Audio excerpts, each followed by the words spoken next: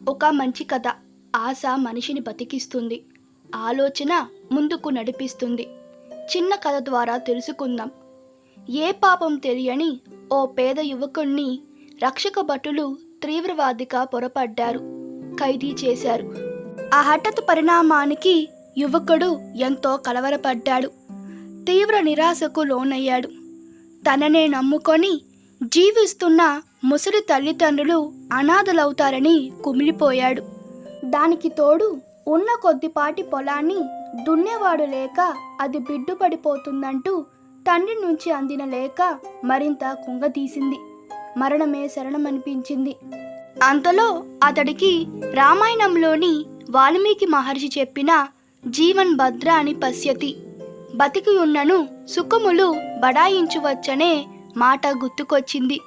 చచ్చి సాధించేదేమీ లేదని తనను తానే ఓదార్చుకున్నాడు. చటుకున ఒక ఆలోచన తోచింది. ఆశ చివురించింది. ఏం చేయాలో వివరిస్తూ తండ్రికి ఉత్తరం రాశాడు. వారం తిరిగేసరికి తండ్రి నుంచి బదులు వచ్చింది. తమ పొలాన్ని రక్షక భటులే దగ్గరుండి దున్నించారని, వారు అలా ఎందుకు చేశారో అర్థం కాలేదని తండ్రి రాశాడు. తన ఉపాయం ఫలించినందుకు సంతోషిస్తూ, ఆ యువకుడు నా మొదటి ఉత్తరాన్ని రక్షక భటులు తెరిచి చూస్తారని నాకు ముందే తెలుసు. అందుకే ఆ భూమిలో కొన్ని ఆయుధాలు దాచిపెట్టానని నీకు రాశాను.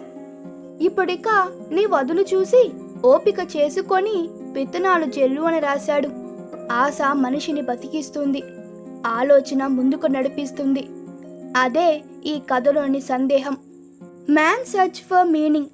రచయిత విక్టర్ ఫ్రాంకిల్ గొప్ప మానసిక వైద్య నిపుణుడిగా పేరు గడించాడు.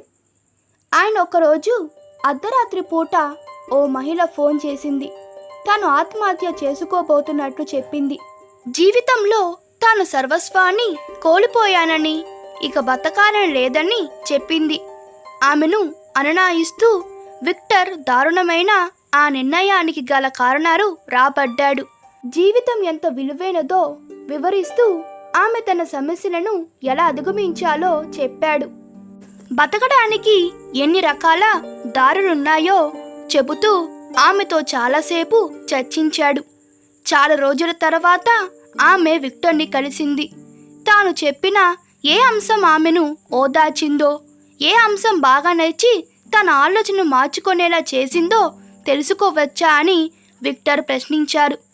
తీవ్రమైన నిరాశలో మునిగిపోయి చావు బతుకుల మధ్య సతమతమవుతున్న నాతో మీరంతసేపు ఓపికగా మాట్లాడమే నాకు ఆశ్చర్యాన్ని కలిగించింది, బతుకు మీద ఆశను పుట్టించింది అని బదులిచ్చిందామె.